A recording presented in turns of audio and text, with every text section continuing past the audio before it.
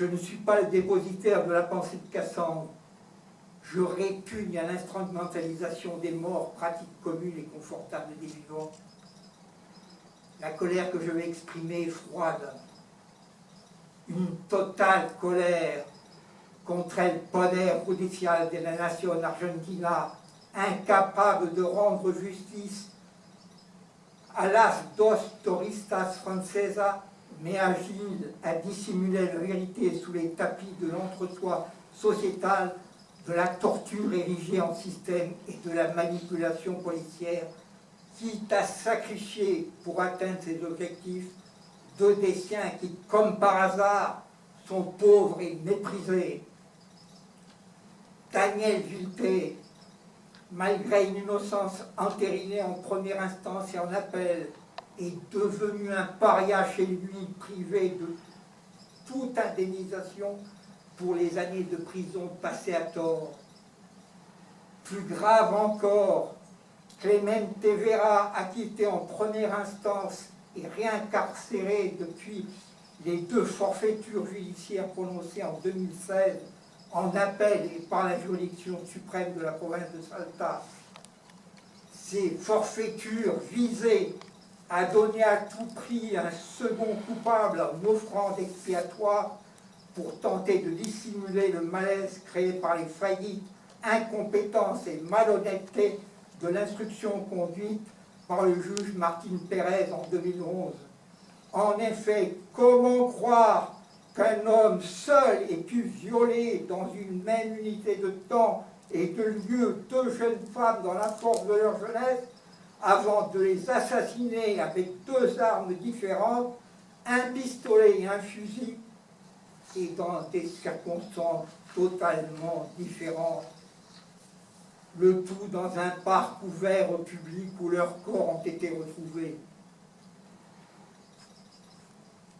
L'espoir, malgré tout cela, que la Corte Suprema de Justicia de la nation argentine dissipe ma colère en réparant tous les préjudices subis et en autorisant la reprise des investigations pour connaître toute la vérité sur les viols et les assassinats de Cassandre et de Uria, quel que soit le statut social de leurs auteurs et complices.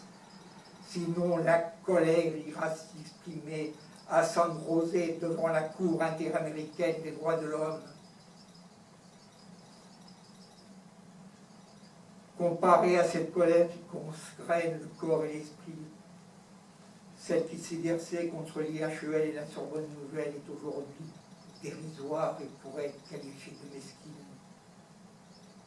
Pourtant, comment justifier qu'il ait fallu 10 ans pour assumer une promesse de publication aussi simple à tenir? Merci cependant à tous celles et à tous ceux qui ont permis qu'elle soit enfin tenue. Il a bien fallu plus d'1 siècle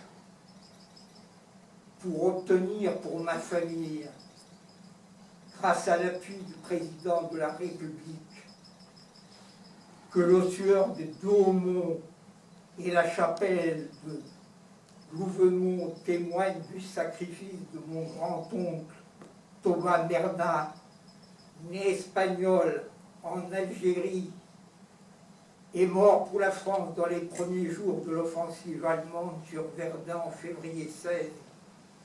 Sa dépouille jamais identifiée pour moi sous l'arc de triomphe de l'étoile. Cassandre, je t'ai aimé dans la joie et le respect de l'autre.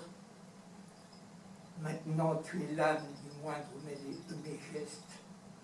Merci pour votre écoute. Prenez soin de vous. Et pour Najat, je suis né au Maroc. Comme les parents d'Ouria.